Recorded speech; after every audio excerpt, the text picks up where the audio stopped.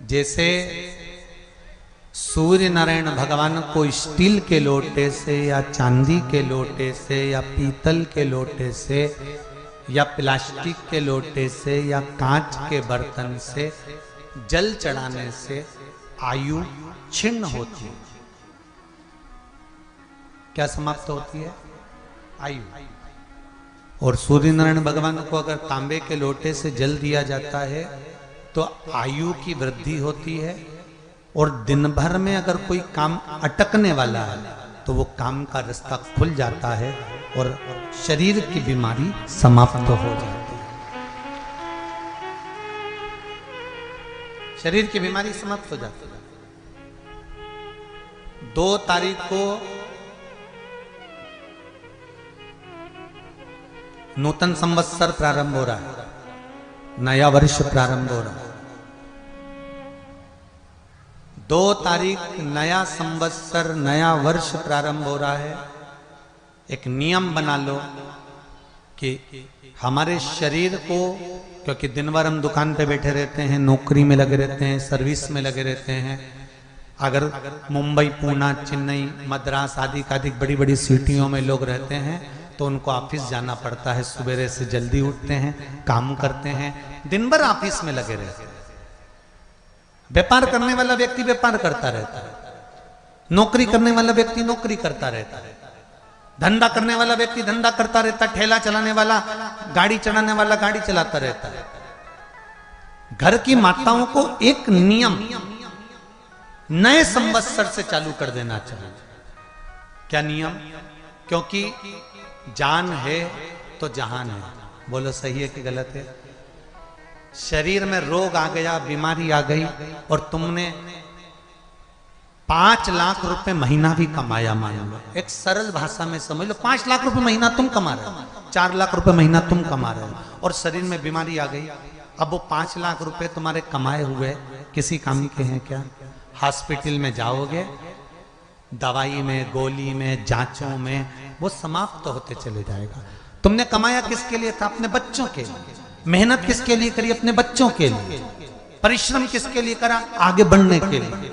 और मालूम पड़ा कि तुम बीमार पड़ गए, जितना तुमने कमा कर जोड़ा था वो सब तुम्हारी बीमारी में लग गया। तो ऐसा कमाना कोई फायदे का है क्या? कमाओ, दिल से कमाओ, जितनी तुम्हारी कैपेसिटी है उससे दुगना कमाओ, पर उसके साथ एक काम चालू करो कि तुम अंतिम क्षण तक, जब मौत तुम्हारे दरवाजे पर आए, तुम्हारी उम्र जब पूरी हो, तब तक भी तुम बीमार नहीं पड़ो।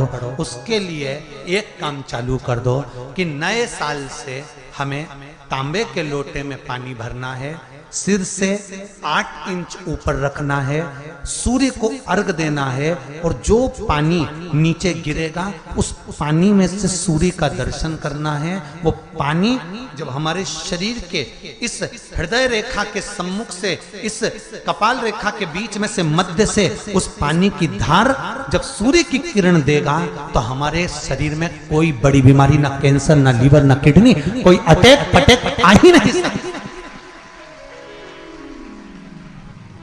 मेरा बच्चों से भी निवेदन है कि आप अपने पापा से कहो, आप अपनी मम्मी से कहो, और बड़ों से निवेदन है वो अपने बच्चों से कहो।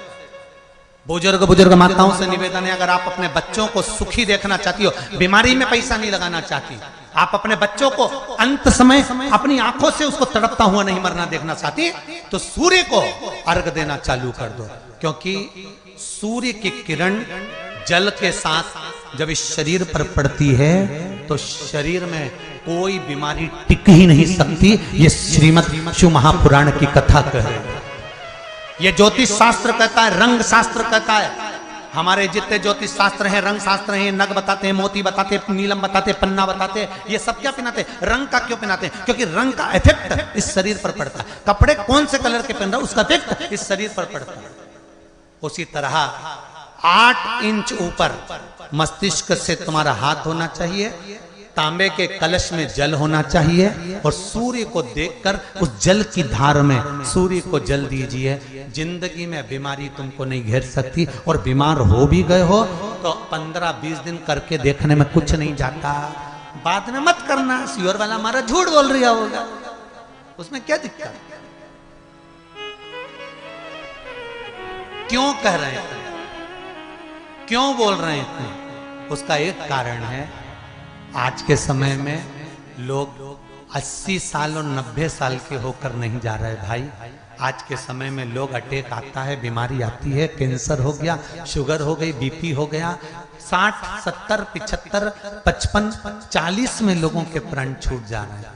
अगर ये पूरी पृथ्वी युवानों से जवानों से अगर विहीन हो जाएगी तो किस काम की? तुम्हारा कमाया गया धन किस काम का हो? कौन कौन ले रहा है नियम? आज से 2 तारीख से नियम बना लो कि नूतन वर्ष से 1 तांबे का लोटा जल सूर्य नारायण को अर्घ देना है हमको प्रतिदिन। घर का चाहे छोटा हो चाहे बड़ा हो, जिस बच्चे को रोज बुखार आता हो, निमोनिया हो रहा हो, जिसका लीवर किडनी डैमेज हो गया हो, वो नियम बना लो 15 दिन के अंदर 20 दिन के अंदर डायलिसिस में अंतर आ जाएगा तुम्हारे। तुम कर तो देखो, इस प्रभाव करो। सावधानी से सुनना। एक प्रश्न हमारे भीतर खड़ा होता है, जब हम सूर्य नारायण भगवान को अर्घ देते हैं, जल चढ़ाते हैं, तो वो जल पृथ्वी पर जब गिरता है तो उसके छींटे हमारे शरीर पर लगते हैं। क्या वो ठीक है? क्या वो श्रेष्ठ है? तो शिव महापुराण की कथा कहती है, जब हम सूर्य को अर्घ देते हैं, सूर्य को जल चढ़ाते हैं, वो पानी जब पृथ्वी पर गिरता है, उसके छींटे हमारे शरीर पर लगते हैं, तो वो श्रेष्ठता का भाव निर्मित करते हैं। वो गलत नहीं हो सकता। कारण अब वो भी समझ लीजिए।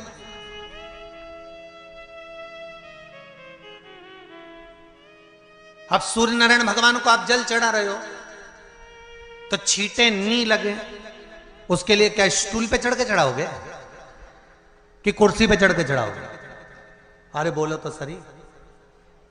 अब कई लोगों के दिमाग में यह बात भरा गई कि हम भगवान को जल चढ़ाते हैं, वो हमारे शरीर में छींटे लगते हैं, जमीन पे से पानी गिरता है, वो हमारे शरीर को छींटे लगते हैं, भगवान को अच्छा नहीं लगता होगा।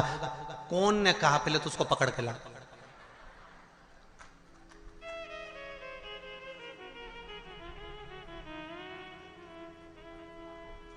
क्योंकि मेरे राम जी महाराज, मेरे भगवान कृष्ण,